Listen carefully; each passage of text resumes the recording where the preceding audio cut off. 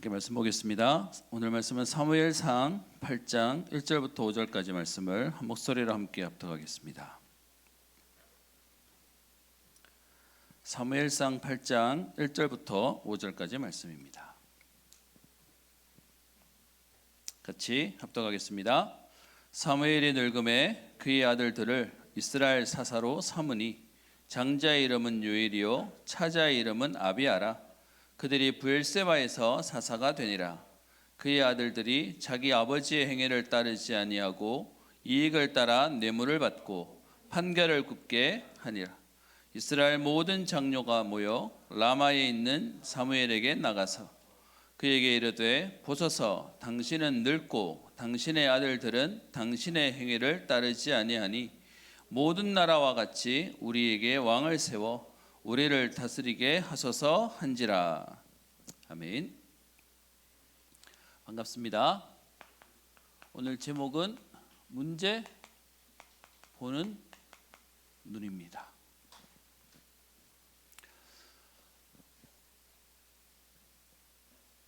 오늘 그 1부 때 주셨던 말씀이 보라 내가 새 일을 행하리니 라는 말씀입니다. 여러분 잘 아시고 또 많이 외우시고 묵상하시는 분도 계실 겁니다. 이사야가 활동했던 시대를 조금 여러분 이해하셨으면 좋겠는데요. 시대 상황 자체가 이건 따로 안 적으셔도 됩니다. 이사야가 활동했던 시대 상황 자체가 BC 750년에서 680년 정도 이사야가 활동했다라고 얘기합니다. 이때 시대가 뭐였냐 하면, 여러분 이스라엘 나라가 북쪽 이스라엘과 남쪽 유다로 나눠지는데, 북쪽 이스라엘이 언제 망하냐 하면 BC 722년에 망합니다. 이렇게 망하던 것을 남쪽 유다 사람들이 지켜보고 있었어요. 그러니까 지금 요 활동 시기잖아요. 요 활동 시기에 있었던 북쪽 이스라엘이 완전히 하나님을 모르니까 722년에 아수르에서 완전히 망하는 걸 그 옆에 있는 같은 동족인 이스라엘이 남쪽 유다 사람이 보고 있었어요. 여러분 그러면 거기에 대한 공포가 어떻게 될까요? 지금 뭐 전쟁에 이번에 이란을 미국이 때렸다, 뭐 잘했다 못했다 떠나서 그 상황 가운데 여러분 왜 우리 뉴스 봐서 알잖아요. 누가 제일 떨고 있었냐 하면 이란 사람들이 아니라 북한의 김정은이 떨고 있었을 거야. 자기들도 그렇게 맞을 수 있을 거니까. 이것처럼 바로 옆에 나라에 있던 유다가 자기들의 동족인 이스라엘이 망하는 걸 보면서 거기에 대한 딱 트라우마가 있었던 거예요. 그러니까 메시지가 뭐로 나오냐? 너희가 이전 일을 기억하지 말고 옛날 일을 생각하지 마라. 왜냐하면 지금 두려워 떨고 있는 그들한테 하나님이 주시는 메시지가 뭐냐? 그 과거의 상처에 걸리지 마. 거기에 잡히지 마. 지금 북쪽 이스라엘은 하나님 땅에서 망했지만, 그런데 하나님은 언약 붙잡는 너희들을 통해서 하나님은 새 일을 행하실 거야 라는 얘기를 하는 거예요. 여러분 사람이요, 맞아본 사람이 담력도 생길 것처럼 보이지만 맞아본 사람이 아픈 걸 알아. 그 앞에서 이렇게 겁만 줘도 이렇게 쫄게 돼 있어요. 그래서 모든 사람들이 다 뭐하죠? 과거라는, 우리는 모두가 다 과거가 있어요. 갑자기 태어난 경우 아무도 없으니까 전부 다 여기에 매여 있고 걸려 있어요. 그 매여 있고 걸려 있는 우리를 그리스도를 보내셔서 해방시키겠다 하는 게 지금 우리가 붙잡는 그리스도잖아요. 오늘 나왔던 1분 메시지가, 오늘 제목이 뭐죠? 새 일을 행하리니. 보라 내가 새 일을 행하리니. 그게 성경에서 얘기하고 있는 우리에게 주시는 메시지예요. 여러분에게 얘기하겠습니다. 여러분 중에 기질상 목사님 저는 우리가 잘 쓰는 MBTI I 내성형이에요. 우리 집안은 이래요. 우리 집안에 있는 영적 문제는 이래요. 우리 집안의 내력은 이래요. 다 맞는 말인데 여러분 속지 마세요. 그리스도 붙잡은 여러분 때문에 그건 끝났어요. 근데 우리도 모르게 그 말을 계속하고 살아. 여러분 그건 복음 모르는 불신자들이 그 속에 있다는 얘기를 말하기 위해서 쓰는 말이지, 오늘 그리스도 붙잡은 저와 여러분들이, 여러분 이것도 여전히 유효하다면 복음은 약한 겁니까? 거기에 속지 마세요. 여러분의 혹시 가정 중에 정신문제 있는 사람이 있습니까? 여러분 가정 가운데 내력으로 오는 질병이 있습니까? 그거를 무시하라는 말이 아니라 여러분 생각 가운데 과거에 매여서 속지 말라는 거예요. 그래서 내가 새 일을 행하시겠다라고 얘기하는 겁니다. 그래서 여러분 중에 혹시 여러분 어릴 때 뭐 부모님이 하시잖아요. 너는 어릴 때 약했어. 그럼 나도 모르게 갖고 있는 생각이 뭐냐, 지금 30이 넘었는데도 나는 원래 약했어 가지고요, 원래 이랬어 가지고요, 여기에 다 걸려 있어요. 그리스도 붙잡은 순간 하나님 우리를 새로운 피조물로 바꾸셨습니다. 그래서 오늘 5가지 언약 붙잡아라 라고 얘기하셨죠. 확실한 5가지 언약 붙잡으면 하나님은 새 일을 행하실 것이다. 그래서 광야에 길을 낼 것이고 사막에 강을 낼 것이다. 그래서 여러분 오늘 구역공과에서는 뭐라고 얘기했죠? 우리의 믿음은 바라는 것들의 실성이다. 안 된다, 못한다, 그래서 안 될 거야, 그러니까 안 된다고 얘기하는 겁니다. 그래서 지난주에 얘기했던 미스바 운동은 믿음 운동. 아멘. 우리 오늘 본문 내용을 보도록 하겠습니다. 우리 지난주에 사무엘이 미스바 운동을 통해 개인이 하나님 앞에 서게 만들고, 그리고 이스라엘이 하나님 앞에 서게 되는 응답을 보던 축복의 시간입니다. 그런데 한 장 만에 분위기가 싹 바뀌어 버렸어요. 그 나오는 내용이 뭐죠? 사무엘이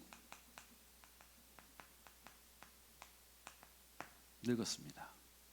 오늘 성경은 한 장으로만 얘기하는데, 제가 지난 주간에 자료를 아무리 뒤져서 사무엘이 총 몇 년을 살았는지에 대한 기록은 없어요. 성경에 말하지 않으니까 학자들이 대략 그냥 이렇게 짐작을 하는 거지, 성경 어디에도 몇 년이라고 딱 말을 하지 않아요. 그러다 보니 추측만 하는 건데, 호쿠마 주석이라고 하는 뭐 유명한 주석인데, 거기에서는 지금 사무엘이 늙었던 요 시기를 52세쯤 되었을 거다라고 말하는 경향이 있고요. 또 다른 전통적인 경향에는 70세는 되었을 거다라고 하는 내용이 있는데, 어쨌든 상황은 우리 지난주에 기억나시죠? 지난주에 사무엘이 미스바 운동할 때 몇 세쯤 됐다고요? 노트에 보시면 나오는데, 12살에 하나님이 사무엘 3장에 사무엘을 부르시고, 그리고 20년이 지났기 때문에 한 32살쯤 되었을 거야 라고 하니까, 그때부터 대략 한 30년에서 50년쯤 지난 시간입니다. 여러분 기억하세요. 아무리 좋은 것도 지나가요. 아무리 힘든 것도 지나가요. 그렇게 지금 시간이 지나가고 난 이후에 문제가 생겼습니다. 사무엘은 늙었고, 그리고 그의 아들들이 오늘 있는데, 아들들의 이름을 얘기하죠. 첫째는 요엘, 둘째는 아비야. 이름의 뜻은 좋아요. 여호와는 하나님이시다. 아비야는 여호와는 나의 아버지시다 라는 뜻이에요. 그런데 이 아들들이 사무엘과 같지 않았어요. 3절에 얘기합니다. 그의 아들들이 자기 아버지의 행위를 따르지 아니하고, 아버지처럼 믿음대로 살지 않는 거예요. 그때 있는 세대 문화의 흐름과 같이 적당히 사는 거예요.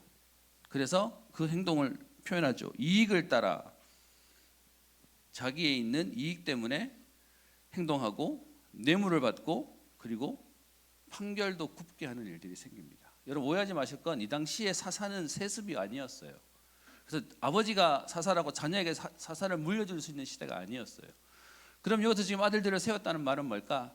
브엘세바라고 하는 단어가 나오는데, 지난번에 설명드렸죠. 이스라엘의 지도를 놓고 브엘세바에서 단까지라고 얘기하면 저 변방에 어느 한쪽 지역 정도를 다스릴 수 있도록 맡겼나 봐요. 근데 거기다 맡겨놨더니 작은 일을 보면 그 사람을 알잖아요. 아니구나 라고 얘기가 된 겁니다. 그러니까 이때 가만히 있으면 안 되죠. 이스라엘의 장로들, 우리로 말하면 지도자, 리더급입니다. 이대로는 안 돼 라고 얘기해서 사무엘을 찾아옵니다. 그래서 와서 요구하는 게 뭡니까? 그게 5절에 있는 얘기죠. 그에게 이르되 보소서, 당신은 늙고 당신의 아들들은 당신의 행위를 따르지 아니하니 모든 나라와 같이 우리에게 뭐 해달라고요? 요구합니다. 왕을 세워주세요 라고 얘기합니다. 혹시 이 자리에 오신 분 중에 어릴 때부터 교회 다니신 분이라면 여기에 대한 선입견과 이미지도 있으실 겁니다. 왕을 세우라는 것 자체가 어떤 의미인지도 아실 겁니다. 근데 오늘 말씀을 조금 자세히 봤으면 좋겠는데요, 왕을 세워달라라고 얘기합니다. 그랬더니 여기에 대해서 상황이 어떻게 전개되는지를 보십시다. 이렇게 왕을 세워달라고 하는 얘기를 듣고 사무엘이 좋아했을까요? 그 얘기는 당신 가지고 안 됩니다, 당신 자녀 가지고 안 됩니다 라고 바꿔달라고 얘기합니다. 그러니까 이 얘기를 들은 오늘 사무엘도 기뻐하지 않습니다. 그 내용이 6절에 있죠. 우리에게 왕을 주어 우리를 다스리게 하라 했을 때 사무엘이 그것을 기뻐하지 아니하여, 사실 반대했다는 내용이죠. 그런데 사무엘이 보기에 내 마음에 들지 않지만 사무엘이 한 행동이 있어요. 뭐합니까? 내 마음에 들지 않는데 우리는 내 마음 안 들면 뭐하죠? 하던 기도도 멈추죠. 근데 사무엘은 뭐예요? 기뻐하지 않지만 기도해요. 싫은 소리를 들었지만 그래도 하나님의 뜻을 물어요. 여러분, 우리 청년들이 해야 될 일이 그거예요. 우리는 기분 좋으면 하고 힘나면 하는데 우리에게 자꾸 얘기하는 메시지의 기도는 뭐냐면 24기도예요. 문제가 와도 힘들어도 어려워도 하는 거예요. 그리고요, 이 얘기를 듣고 사무엘이 하나님께 기도했더니 하나님이 뭐라고 얘기하십니까? 7절, 여호와께서 사무엘에게 이르시되 백성이 네게 한 말을 다 들으라. 이는 그들이 너를 버림이 아니요 나를 버려서 자기들이 왕이 되지 못하게 하게 함이니라 라고 얘기합니다. 오늘 사무엘도 반대하고요, 하나님도 이걸 기뻐하시지 않고 반대하는 상황이었어요. 여러분, 그런데 우리 하나님은 하나님이 반대하시는데도 불구하고 그러면 여러분 못하게 막아야 되잖아요. 근데 뒤에 보면 결국 왕을 세워주라고 해요. 저들이 좋아하니까. 분명히 경고하고 얘기했는데도 불구하고 하라고 해요. 그게 사실 사랑이라는 개념인 거예요. 부모님이 여러분들에게 마음에 들지 않거나 부모님 뜻이지 않지만 여러분들을 왜 멱살 짚고 끌고 가가지고 못하게 하지 않냐 하면 사랑하니까 기다리는 거예요. 하나님의 사랑이 딱 그래요. 그래서 거기에 대해서 왕의 제도가 무엇인지를 설명하라고 얘기합니다. 그게 9절부터 18절 가운데에 그 왕의 제도가 어떤 것인지를 쭉 얘기합니다. 지금 본인들은 왕을 세우면 이 힘 있는 왕이 세워지면 우리나라가 잘 살 거야, 나도 잘 될 거야 라고 얘기하는데, 실제로 왕에 대한 제도에 대한 설명을 오늘 9절에 얘기하죠. 그러므로 그들의 말을 듣되 너는 그들에게 엄히 경고하고 그들을 다스릴 왕의 제도를 가르쳐라 라고 얘기하면서 왕의 제도에 대해서 설명합니다. 그게 10절에 나오죠. 너희에게 있는 왕의 제도는 이러하게 될 거야. 사실은 왕의 제도의 좋은 점 말고 부정적인 면을 부각시켜 놨습니다. 그게 뭐냐? 그가 너희 아들들을 데려다가 그의 병거와 말을 어거하게 하리니, 앞에서 끌게 될 것이고, 그리고 또 너희의 아들들이 12절 천부장과 50부장이 될 것이고, 그리고 그들이 너희 밭을, 자기의 밭을 갈고 자기 추수를 하게 할 것이며, 여기서 말하는 자기는 왕의 것을 지금 대신 일해줘야 되는 상황이 오게 될 것이다. 또 심지어 13절 너희 딸들은, 남자만 데려가는 게 아니라 딸들은 데려다가 향료 만드는 것과 요리하는 것과 떡 굽는 자로 만들 것이고, 너희들은 밭과 포도원과 감람원에서 제일 좋은 것을 상납해야 되고 신하들을 섬겨야 되고 관리와 신하들에게 줄 수밖에 없을 것이고, 16절 그가 또 너희 노비와 가장 아름다운 소년과 나귀들을 끌어다가 자기 일을 시킬 것이고 너희 중에 10분의 1도 거두어 가게 돼서 세금 내게 될 거야 라는 말에 부정적인 얘기를 한참 꺼냅니다. 근데 이렇게 얘기하는데도 불구하고 이스라엘 백성들이 뭐라고 얘기합니까? 19절 백성이 사무엘의 말 듣기를 뭐 했다고요? 거절해요. 여러분 알죠? 한번 꽂히면 이성적인 판단이 안 돼. 본인 생각에 저건 아니다 라고 얘기하면 누가 뭐라 그래도 아닌 거죠. 그래서 결국은 거절하는 것으로 지금 오늘 본문이 끝납니다. 그랬더니 22절 여호와께서 사무엘에게 이르시되 그들의 말을 들어 왕을 세우라 하셔서 하나님이 결국 이후에 9장 이후로는 이스라엘 백성이 원하는 왕을 세우는 내용으로 해서 첫 번째 세워지는 왕이 누구죠? 사울 왕. 근데 그 사울 왕이 실패하죠. 그게 흐름이었어요. 안 될 수밖에 없는 흐름을 가고 있었던 겁니다. 오늘 그럼 여러분들과 이 내용 속에 무엇을 보려고 하냐 하면, 여러분 우리는 어쩔 수 없이 현실을 살아요. 근데 현실만 보가지고는 일이 안 되는 겁니다. 여러분 보시기에 오늘 지금 이 상황 가운데 이스라엘 백성이 보세요. 사무엘이 그렇게 훌륭하고 대단하던 사무엘이 나이가 늙어서 은퇴해야 돼요. 근데 그 자녀들은 소망이 없어. 그럼 거기에 가만히 있어야 되나요? 이것도 하나님의 뜻이려니 라고 할까요? 제가 오늘은 조금 더 직설적으로 얘기하겠습니다. 여러분, 이런 상황에 여러분들이라면 여러분들은 뭐 할까요? 이게 교회라면 여러분들은 뭐 할까요? 교회가 여기밖에 없어 라고 가야 되겠죠. 이 상황이 이거밖에 없으니까 이 제도 가지고 안 돼, 이 방법 가지고 안 돼, 바꿔야지 라고 얘기할 겁니다. 왜냐하면 우리는 학교에서 그렇게 배웠으니까요. 문제가 있는데 그 문제를 그대로 가만 놔두는 건 그건 바보 같은 짓이잖아요. 저는 이번에 여러분들에게 이 말씀을 준비하면서 사실 좀 성경을 깊이 묵상하고 좀 준비하게 되었습니다.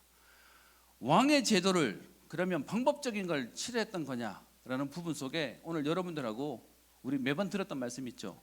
현실을 넘어서자. 현실이 뭐죠? 지금 내 눈앞에 보이는 상황이 현실입니다. 근데 우리는 현실을 넘어 뭘 보라고요? 사실을 보죠. 사실은 뭐예요?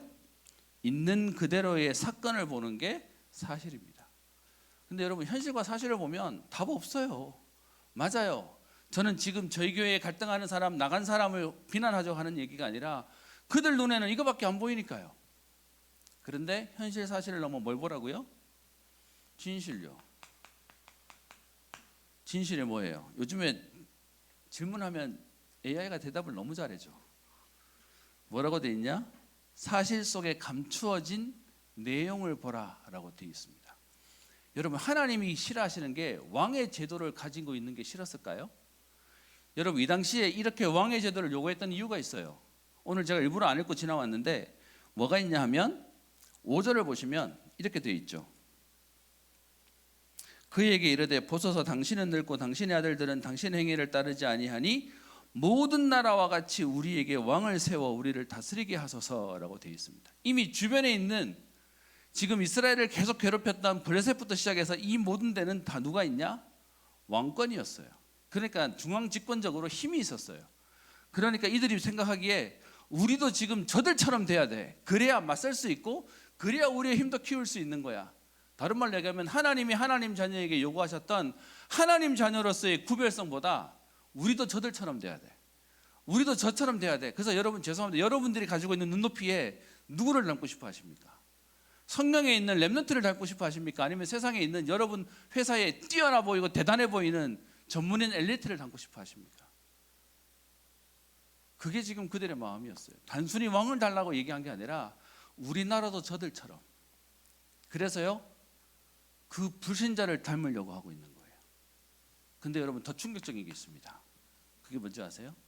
하나님이 사실은 이스라엘 백성에게 왕의 제도를 설명을 하셨어요. 언제 하셨냐?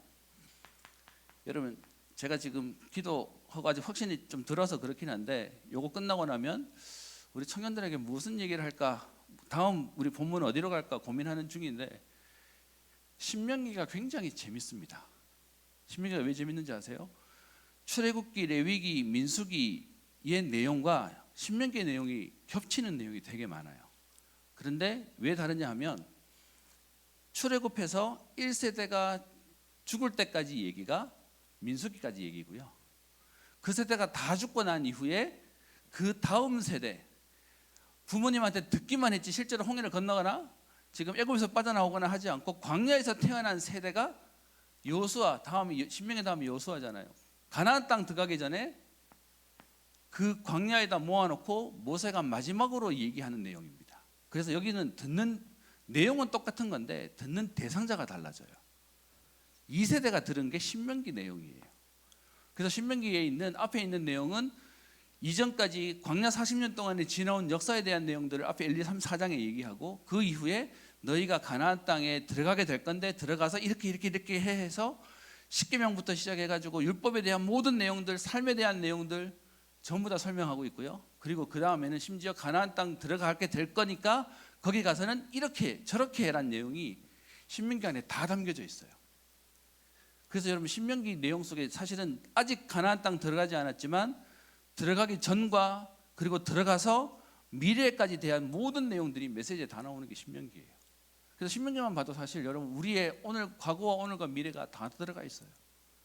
그 내용 가운데 17장 14절부터 20절에 보면 너희가 가나안 땅에 들어가서 이런 응답을 받을 건데 라고 되어 있는데, 제가 몇 군데 빼봤는데요, 9장 1절에 보면 이렇게 되어 있습니다. 이스라엘아 들으라, 네가 오늘날 요단을 건너 너보다 강대한 나라들로 들어가 그것을 차지하게 될 것인데, 그때 이렇게 해.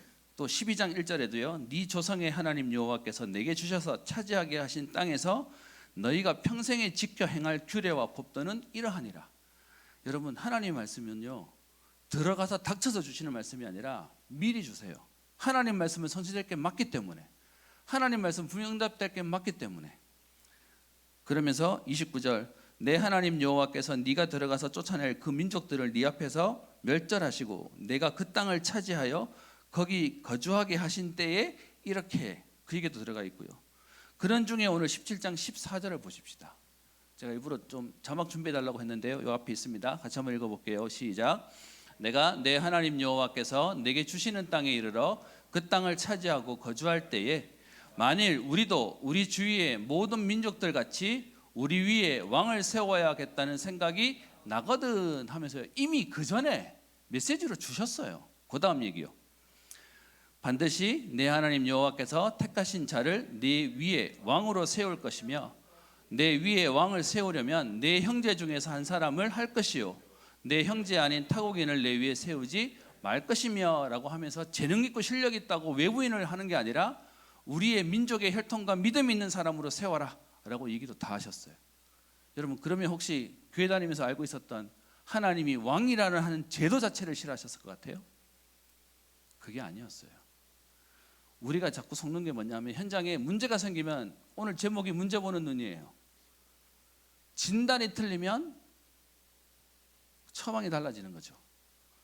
우리가 어디에 속냐 하면 결과가 속는 게 아니고요, 문제 보는 눈에서 속아버려요. 아까 얘기했던 과거의 상처, 과거의 문제, 갈등 보면서 우리는 전부 다 뭐하냐, 이 문제들을 해결해야 된다고 생각하거나 이 문제를 피하려고 하는 게 우리의 마음입니다. 지금 이스라엘의 장로들은 어떤 면에서는 좋은 의미죠. 적극적으로 해결하려고 찾아가서 이 수준 가지고 안 되겠습니다. 이유는 있어요. 왜요? 14대 400년 동안 사사시대가 거쳐오면서 이제 겨우 사무엘이라고 하는 인물 때문에 좀 살만했는데, 사무엘 끝 이후에는 다시 또 희망이 안 보여, 비전이 안 보여.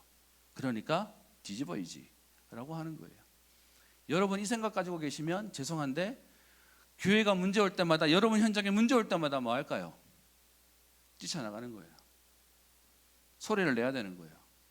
어떤 면에서는 바꾸자 해야 되는 거예요. 진짜 하나님 방법이 뭔데요?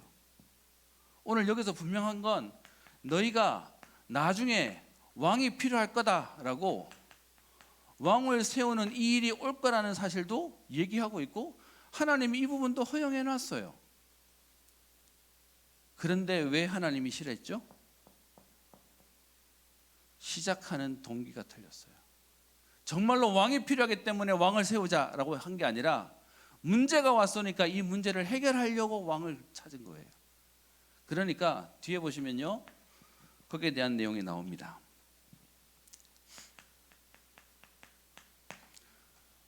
문제를 바라보는 시각이 저거 문제거든. 그래서 그 문제를 해결하려고 오늘 시작한 겁니다. 그게 아까 얘기했죠. 여러분, 우리는 세상을 담는 게 아니라 세상을 살려야 돼요. 그래서 우리를 하나님이 거룩한 사람으로 불렀다는 내용이 구별된 사람으로 부른 겁니다. 그래서 세상을 닮으면 안 되고요, 세상과 달라야 돼요. 다름. 그런데 아까 읽었죠? 5절에 모든 나라들처럼 그렇게 우리도 왕을 세워주세요 했고요. 이거 말고 20절에 가보십시다. 20절에 가면 또 이런 말이 있습니다.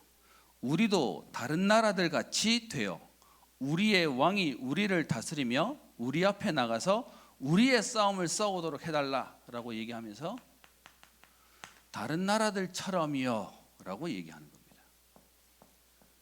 나는 잘 안 되는데 내 옆에 잘하는 사람을 보면 우리도 모르게 좋은 의미 잡고 싶어요. 배우고 싶어요. 근데 문제는 뭐냐? 그게 불신자 방법이거든요.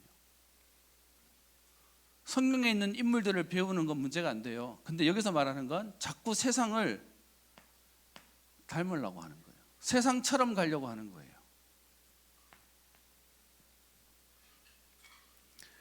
그러면서 오늘 말씀 가운데 얘기하는 게 있죠. 여기서 왕을 세워달라라고 얘기하는데, 여러분 사사시대는 다른 말로 이야기하면 사사라고 하는 사람을 세웠지만 그 사사가 자기 힘으로 하는 게 아니라 하나님이 주시는 힘으로 했어요.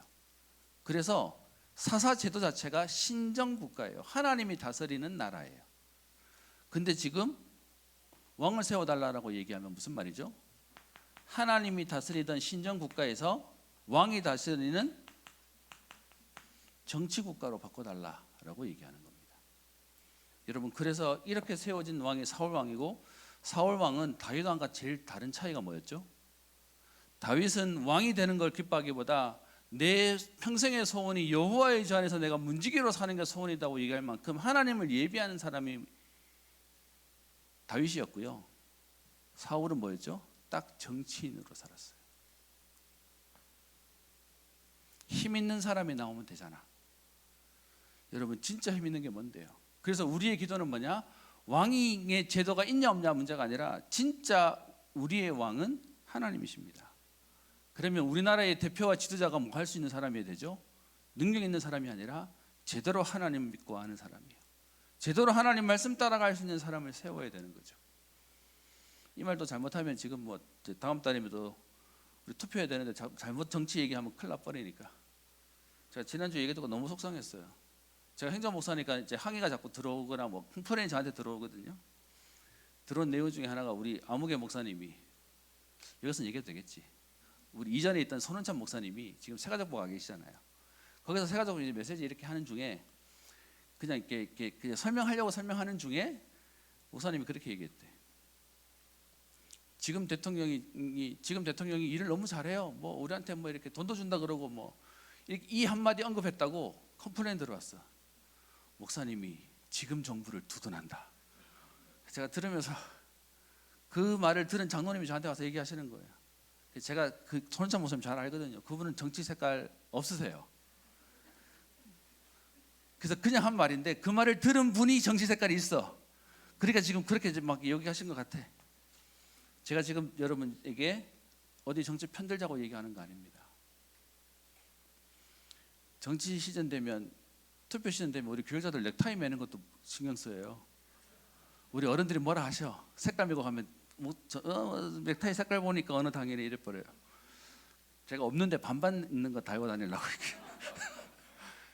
여러분, 이렇게 전부 다 치우쳐서 생각하고 있는 거예요. 왜요? 문제 보는 눈, 이래서 문제 저래서 문제라고 생각하고 있으니까요. 오늘 여러분들 얘기합니다. 여러분, 우리 이 땅에 살면서요, 문제는 계속 와요. 갈등도 계속 와요. 근데 그 갈등 보면서 그걸 우리가 해결할 수 없어요. 하나님이 하셔야 돼요. 지금 오늘 왕의 제도에 대한 부분을 가져온 게 문제냐? 그게 아니라 그들 속에 가지고 있는 진짜 왕을 보지 못하는 게 문제가 되는 거죠. 진짜 문제가 뭐죠? 인간이 가지고 있는 진짜 문제를 모르는 거예요. 청년인 여러분들이기 때문에 당연히 고민이 있을 거예요. 제가 예전에 청년사회 갈 때 우리 남자분들의 고민 중에 제일 큰 건 뭐 거의 1, 2등이 비슷한데, 1등이 결혼, 2등이 취업, 여자분들의 1등은 조금 반대더라고요. 여자분들은 취업이 더 중요하고 그 다음에 결혼 뭐 이렇게 되어 있던데, 대부분 여러분들이 가지고 있는 문제와 현실일 겁니다. 그걸 여러분 무시한다는 말도 아닙니다. 그런데 우리가 가지고 있는 진짜 문제는, 좋은 직장 가면 뭐합니까? 하나님 주시는 힘 없으면 거기서 또 힘든데요. 여러분, 결혼하면은 행복해지나요? 어떤 면에서는 왜 결혼하죠? 하루 종일 전화하고 집에 가서 잠자기 전에도 전화하면서 내일 봐. 그러고 잠들었다 아침에 눈 뜨자마자 또 전화하고, 그렇게 하는데도 불구하고 헤어지기 싫어서 결혼하잖아요. 근데 여러분, 결혼하고 왔는데 여러분 선배들 다 만나서 알잖아요. 결혼하고 조금만 지나면 뭐라 그러죠? 혼자 있는 시간이 필요해. 여러분, 그게 현장이에요. 진짜 우리가 있는 근본 문제는 하나님 떠난 문제예요. 우리에게 끊임없이 오는 죄의 문제가 아니라 죄를 지을 수밖에 없게 하는 원죄 문제가 우리로 하여금 계속 어렵게 하는 겁니다. 사단이 우리를 가만 안 둬요. 계속 괴롭히고 뭐가 덮치고 뭐가 보이고 시달리게 하는 일들이 계속 오는 겁니다. 나 중심, 세상 중심, 성공 중심으로 안 살면 안 되는데 이렇게 살아봐야 남는 건 후회밖에 없고요. 남는 건 상처밖에 없어요. 그래서 우리가 해야 되는 일은 현실과 사실과 진실을 넘어 뭐 해야 되죠? 영적 사실을 봐야 됩니다.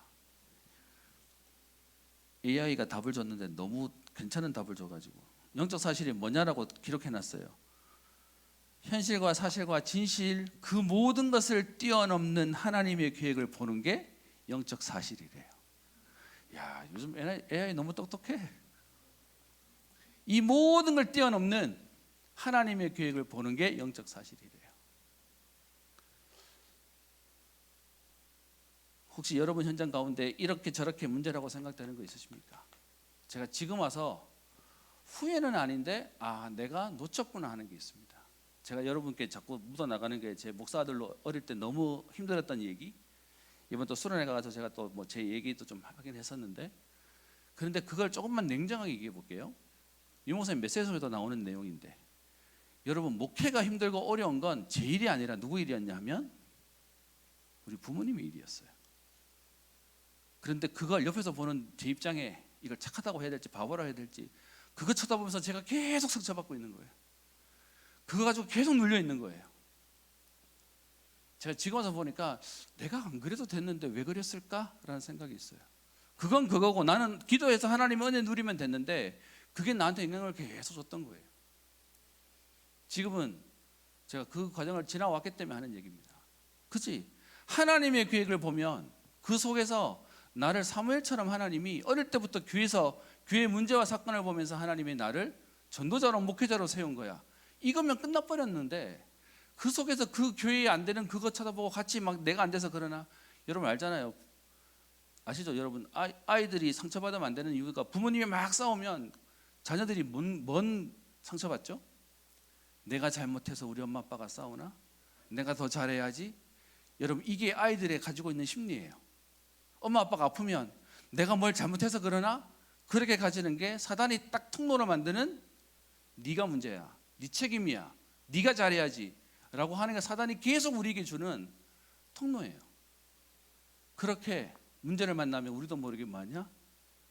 상처로 뛰어넘거나 피하거나 도망가려고 하는 거예요. 저는 그래서 여러분께 같이 기도했으면 좋겠습니다. 지금 우리에게 있는 여러분 교회를 보고 현장을 보고 사실들을 보고 현실들을 보면서 여러분 선택할 수 있어요. 뭐 힘들면 죄송합니다. 여러분 편한 데 가셔도 돼요. 그거 가지고 잘못할 사람 아무도 없으니까. 그런데 저는 저한테 하나님이 사명을 주셨어요. 교회를 보고 평생을 가지고 기도했던 마음 가지고 교회를 지키도록, 강단을 지키도록, 성도를 지키도록, 복음을 지키도록 하나님이 저한테 마음을 주셨어요. 그런 제자들과 함께 지금 현장 살리고 이 복음운동하고 전도운동 합시다 라는 우리 청년들을 하나님이 남겨놓으셨다고 생각하고 있습니다. 그래서요, 우리가 오늘 봐야 되는 첫 번째가 있습니다. 그게 뭐냐면 우리 맨날 하는 고백이 있죠. 우리 다락방에서 제일 잘하는 거. 어떠한 문제가 있어도 우리의 고백은 뭐냐? 예수가 그리스도십니다. 아멘. 그리스도가 모든 문제 해결자십니다. 여러분 그리스도라는 말의 의미가 뭐죠? 뜻이 뭐예요? 기름 부음 받은 자. 전에 한번 설명드렸죠. 예수님 기름 부음 받으셨나요? 언제 받으셨죠? 기름 부음 받은 적은 없어요. 그런데 예수님의 공생의 시작이 뭐였다고요? 세례 요한에게 세례 받으면서 예수님의 공생가 시작되었어요. 기름 부음 받은 자로 시작했습니다. 여러분 그리스도 기름 부음 받았다는 의미가 뭐죠? 선지자, 제사장. 한국교회와 세계교회가 그리스도라는 말, 기름 부음 받았다는 말, 선지자, 제사장, 그리고 왕입니다라고 하는 삼중직은 일반 교단에서도 다 가르쳐요. 단 이 부분이 굉장히 약해요. 둘은 뭔 얘기할까요?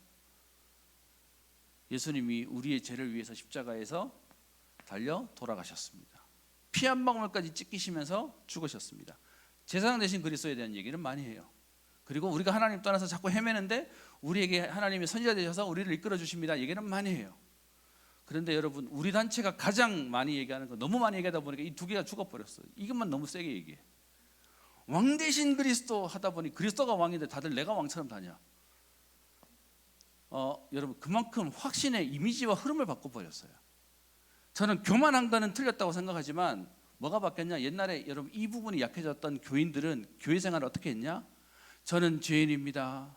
그래서 맨날 천부여 의지 없어서라고 하는 게 교인들이 가지고 있는 흐름으로 신앙생활을 했다고요. 이해되세요? 그러다가 그리스도에 대한 부분을 제대로 던지면서 왕 대신 그리스도에 대한 사단을 박살내신 그리스도를 강조하다 보니 이 부분에서 완전 해방감을 느낀 거예요. 그러니까 다른 우리 일반 교회들이 다락방 보면 뭐라고 얘기할 정도죠? 쟤네들 교만해, 거만해 라고 할 만큼 흐름이 바뀌어버린 겁니다. 옛날에 여러분 예수 믿는 사람이 다 쭈구리였다니까. 이해돼요? 그 흐름? 그만큼 바뀔 만큼 여러분 예수가 그리스도라는 이 말은 우리에게 어마어마한 축복이에요. 단 지금은 흥분하던 시대를 지나서 조금 이제 성숙해져야 돼요. 왕 대신 그리스도에 대한 비밀을 진짜로 알지만 현장에서 담대하지만 겸손하게 해요. 그래서 문제 만났어요? 괜찮아요. 하나님 우리에게 뭐하게 하시죠? 발판되게 하실 겁니다. 그 모든 문제를 통해서 성공자가 할 수 없는 일들을 하도록 하나님이 축복하실 겁니다.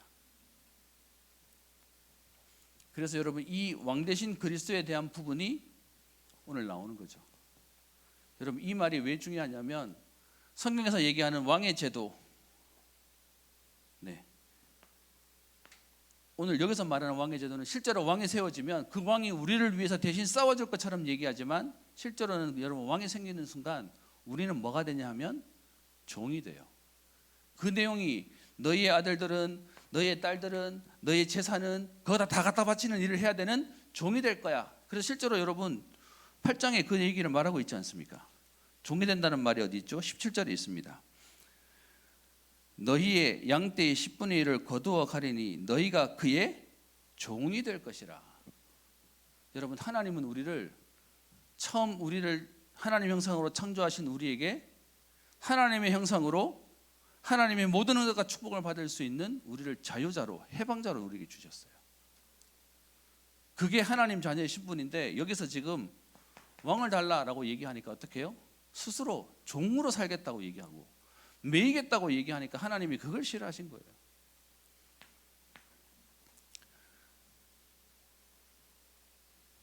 그래서 오늘 저와 여러분들이 해야 되는 중요한 응답, 우리 선언에서 얘기했던 건데 5가지 중요한 언약을 붙잡아라 해서 우리가 붙잡을 언약이 있습니다. 그게 뭐냐? 계속 나오는 거죠. 여러분 우리가 하나님의 절대 주권을 인정하는 겁니다. 아니 지금 내가 아픈데요, 내가 지금 어려운데요, 그것도 하나님 앞에 인정하라는 겁니다. 그럴 수밖에 없었다는 걸 인정하라는 겁니다.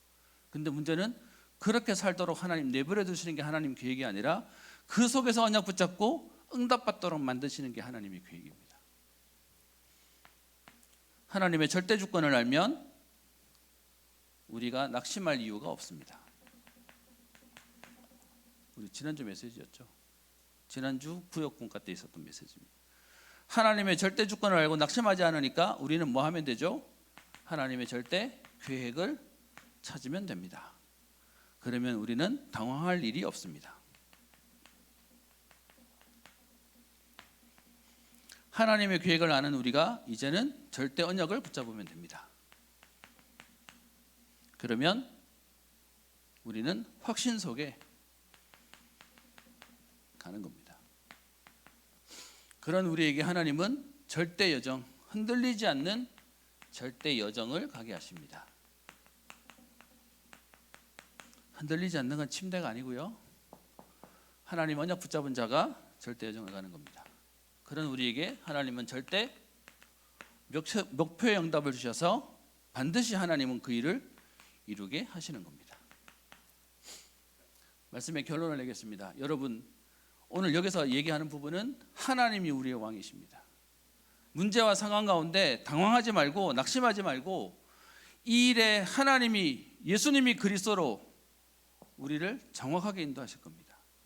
여러분, 그래서 오늘 이렇게 왕을 세워달라는 얘기 때문에 9장인데 뭐 이건 안 볼 거예요. 다음 주에는 이거 안 할 건데, 그렇게 왕을 세워서 우리가 알고 있는 사울 왕, 그 다음에 다윗 왕, 그리고 솔로몬 왕, 이렇게까지만 통일 왕국이고요. 이후에 솔로몬 이후에 북쪽 이스라엘과 남쪽 유다로 나눠져서 이렇게 해서 200년 흘러서 총 한 400년, 450년 동안의 왕정 시대를 통해 결론은 뭐냐?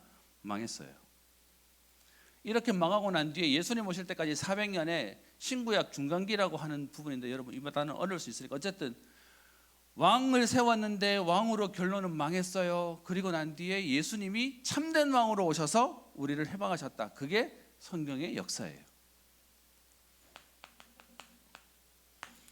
여러분, 우리 다락방과 우리 교회에서 너무 많이 쓰는 단어 있죠. 저는 좋은 의미로 얘기했는데 안 좋게 떴어요.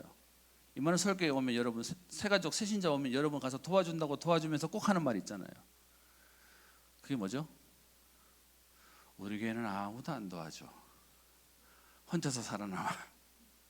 사실 여러분, 그게 그런 의미가 아니라 그리스도가 우리의 왕이기 때문에 그리스도로 충분해라는 말이었는데, 이상하게 지금 아무도 안 도와주니까 알아서 잘해? 이게 돼버렸어요. 여러분, 우리에게 주시는 그리스도로 충분한 겁니다. 문제 때문에 낙심할 이유가 없습니다. 그래서 여러분 개인은 뭐 하시면 되냐? 그리스도로 충분한 응답을 누리는 걸 서밋이라고 하죠. 어떤 서밋이요? 영적 서밋이요. 여러분, 영적 서밋이 되는 과정 속에 하나님이 함께 가는 우리의 만남을 주셨습니다. 그래서 여러분, 우리 요 얘기할 때 제가 좀 조심스러워요.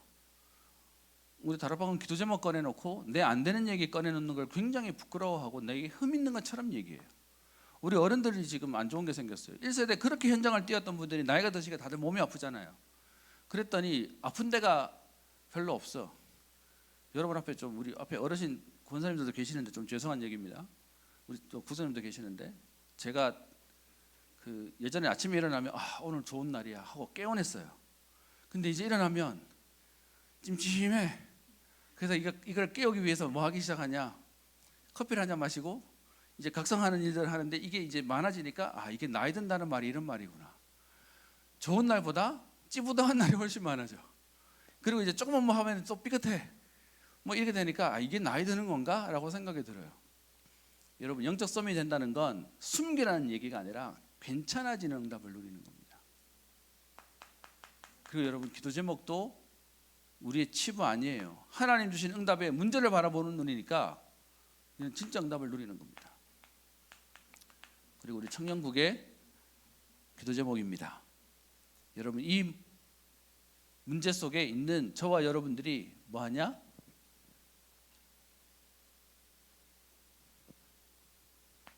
우리 계속 나오는 말이 망대, 여정, 이정표죠. 망대 운동하는 겁니다. 지난주에 나왔던 미스바 운동. 이 얘기는 뭐죠? 우리 개인이 하나님 앞에 기도하는 서밋으로 서는 겁니다. 그리고요, 우리가 여정을 가는데 이 여정을 하나님 감사하게도 함께 갈 수 있도록 동력자들을 주셨어요. 그게 우리 청년의 팀입니다. 이 시간에 많이 갔지만 부탁을 좀 드려야 되겠네요. 예배 끝나고 나면 어쨌든 저 뒤에 가서 여러분 가시는 여러분 붙잡고 얼굴에도 한번 보려고 얘기도 걸려고 하는데, 저를 보고 다들 이렇게 하고 가셔요. 붙잡을까 봐. 근데 죄송합니다 여러분, 그런 여러분 마음속에 그래도 붙잡아 주기를 바라는 마음이 있을 거라고 생각해서 제가 앞으로 끝나면, 오늘 또 끝나면 제일 뒤에 가 있을 거예요. 여러분, 나가는 여러분을 뭐라 하지 않아요. 단 여러분들이 왜 뻘쭘한지도 알아요. 모르니까. 근데 다르게 얘기해 보겠습니다. 우리 사실 죄송합니다. 임원들 열심히 하고 있는데 우리 갱신해야 되는 건, 모이는 우리끼리보다 이 일에 함께 갈 수 있는 사람들 같이 응답받아야 돼요. 그러면 제가 이 얘기를 왜 하냐 하면, 여러분 보세요. 하나님이 우리를 남은 자로 현장 살리는 자로 세우신 게 맞다면 이 안에 하나님의 응답이 있는데, 여러분들이 자꾸 나간다는 건 이 안에 응답이 확실히 없다는 걸 믿고 나간다는 얘기밖에 안 돼요. 그래서 이 응답을 우리 함께 좀 찾아가려고 합니다. 그리고 마지막 세 번째, 이 일에 하나님은 재창조할 수 있도록 하나님은 사람들을 주실 겁니다. 12 그리고 70 300 7000.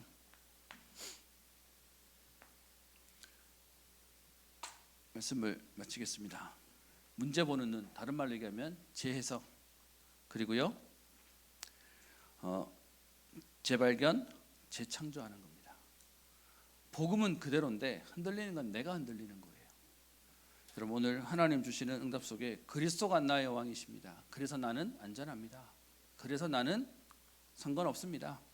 여러분, 이 응답 가운데 함께 현장 살리는 응답의 주역 되시기를 주의 이름으로 축원합니다. 기도하겠습니다. 하나님께 감사를 드립니다. 하나님, 절망적인 상황 속에서도 내가 새 일을 행하시겠다고 약속하신 주님, 하나님, 우리에게 문제 보는 눈을 열어주사 예수가 그리스도 되시며 참된 왕이요 참된 선지자요 참된 제사장 되신 그리스도의 은혜를 가지고 절대 주권, 절대 계획, 절대 언약, 절대 여정, 절대 목표의 축복을 누리는 응답의 주역 되게 하옵소서. 이 응답을 누리는 영적 서밋으로 세워주사 하나님, 이 일을 함께 가는 우리 청년국, 우리 제자운동이 일어나게 하여 주옵시며, 그래서 하나님, 교회를 살리고 현장을 살리고 시대를 살리며 237 나라 5천 종족 살리는 재창조 운동의 주역으로 서게 하옵소서. 감사드리며 살아계신 우리 주 예수 그리스도의 이름으로 기도드립니다. 아멘.